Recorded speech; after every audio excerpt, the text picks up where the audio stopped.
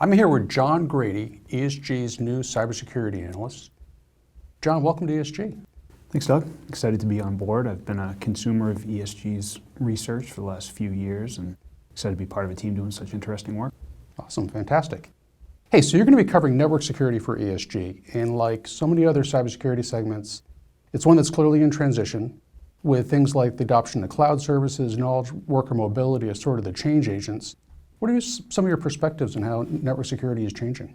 It's an incredibly dynamic space, and for the reasons that you laid out, we really have the opportunity to rethink how we go about things like access and identity, how we do content inspection, how we layer network analytics into that construct, and ultimately do things like threat detection and response at line speed. So we're really at a tipping point with how we go about a lot of network security fundamentals. You bet, you bet.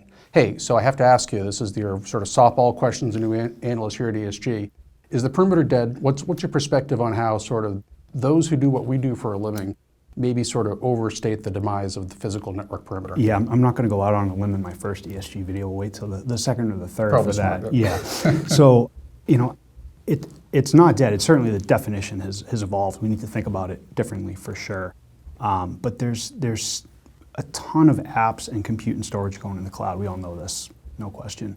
However, there's still applications and data that remain on-prem behind the customer managed perimeter, behind a DMZ, either because of the app design or on the data side because of regulatory or governance concerns. So it's more about enforcing consistent policy for access and data protection across both those constructs. So, is the castle and moat analogy of 20, 30 years ago dead? Absolutely. Probably dated, yeah. Absolutely. The perimeter is much more amorphous. There's many edges, but I don't think it's dead quite yet. Yeah.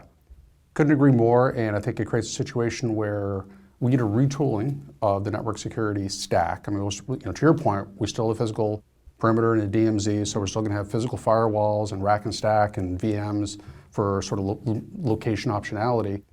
But the cloud really creates an opportunity to deliver network security, sort of as a service. How do you think organizations should think about the cloud as a delivery model for network security?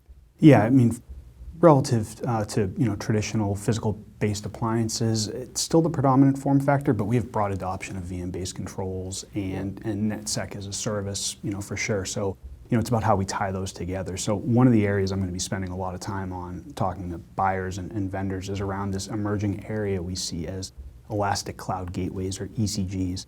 And it's a big discussion, so keeping it high level for this purpose.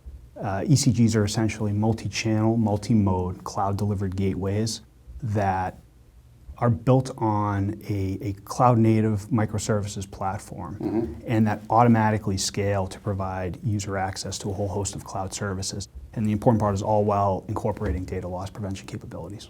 Right, and that sort of architectural component being based on microservices is why we're calling it elastic. It allows those services to scale up based on demand and also to be able to scale down.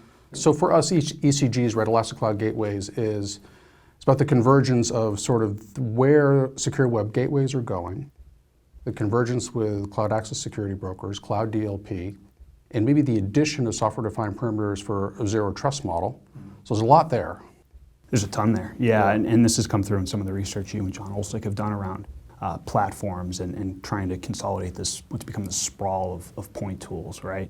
And so I think the important parts relative to ECG become consistent policy enforcement, creating operational efficiencies, and both those things help serve, trying to reduce the attack surface, which, that gets to touching on another theme ESG has covered quite a bit, which is the skills shortage and helping security practitioners do more with less. No question.